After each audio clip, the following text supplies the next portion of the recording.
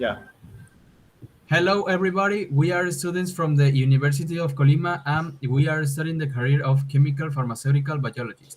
In the semester 3 in the group B, our team is conformed by Hernández, Patiño, Daniela, Nuñez, Barriga, Karla, Monserrat, Díaz, Quiroz, José, Adrián, and Chavez, Gutierrez, Alejandro. And today we are going to talk about the data analysis in the experiments with a single factor. First, we want to talk about of the completely randomized design that tries to compare two or more treatments. Science is only considering two sorts of variability, the treatment and the random error. It has some important characteristics. For example, it is used as a random factor from the sample of population. Samples of population. Also, the observation in the random effect model are normally destroyed because they are linear combination of two and independently distributed random variables. C, E, and A, E, G. The observation without the specific factor levels are the same covariance because before conducting the experiment, the observation at that factor level are expected to be similar because they all have the same random component. And the fact that we can express that the covariance structure of the observation in a single fact random effects model through the covariance matrix of the observation. When we refer to ANOVA, we refer to the basic technique in the analysis of experimental data. This analytical technique consists of separating the total variations into the parts with which each variation source is constructed in an experiment. But the ANOVA for the DCA is a separation of variability into the treatments and error. Well, the ANOVA data table is conformed by the first column groups and with the sources of the variables, which are classified between the treatments, the heroes, and without the treatments, and the total, which is the analysis of variance.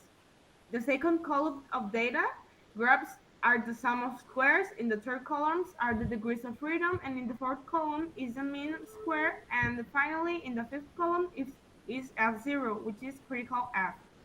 And well, also the critical F can be calculated in the value that determines whether the null hypothesis is accepted or rejected, and it is calculated by dividing the square means among the MSE. And now, Adrián. Now we are going to talk about a box plot diagram, which is a graphic utilized to represent a quantitative variable track visualization using quartiles. In the simulations of box plot diagram, two or more diagrams are used to compare the quantitative variables of other data. Well, we have said that we will talk about the pins graph, which is important because it utilized to study the central tendency and variability of the process.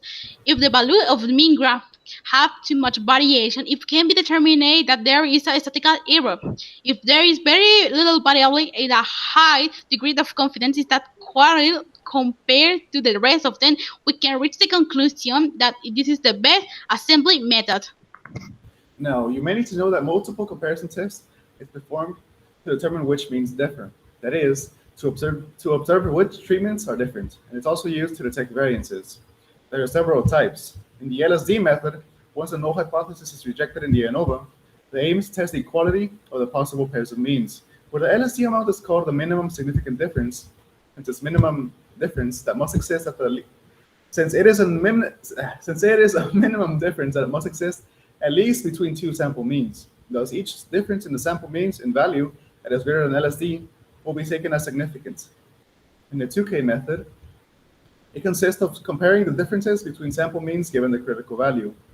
In the Duncan method, if the K samples are equal size, the K means are arranged in ascending order, and the standard error of the means is calculated. In the Dunnett method, once a null hypothesis is rejected with the ANOVA, one of the treatments to be compared is called the control treatment, from which it is sought to buy the remaining K1 treatments of the control. The last is the Schaaf method. This method is designed for contrasting means without inconveniencing or inflating the type 1 error. Okay. Now, we need to talk to you about the contrast comparison, and which this is used to test the hypothesis involving more than two means. The contrast can be defined as a linear combination of samples means where where the sum of the coefficients is equal to 0, and the orthogonal contrast that occurs when the sum of the product of the coefficients is 2 contrast is equal to 0. And now, Adrián. To verify the assumption of the model, you must be distributed in a normal way with the same variance in each treatment, and the measurements must be independent. These assumptions turn on the term model error. To check each assumption model, there exist various analytical tests, and they are referred to as graphical tests. The normality graph test, the variance contrast test, and the independence test are all the methods used to verify the assumptions.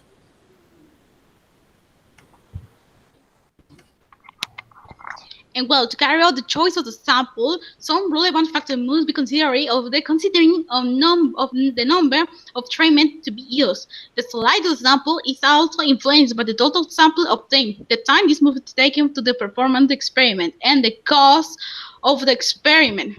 In order to calculate the sample size, it's necessary to estimate the number of treatments to be studied, as well to have the approximate value of the the standard deviation of the error, and finally the magnitude of difference between the treatment. So the starting sample size can be calculated by means of the confidence interval. So that's the required sample size can be calculated solving the equation of LSD method. We all hope you enjoyed our presentation, and we wish you a very good day. Goodbye. Goodbye.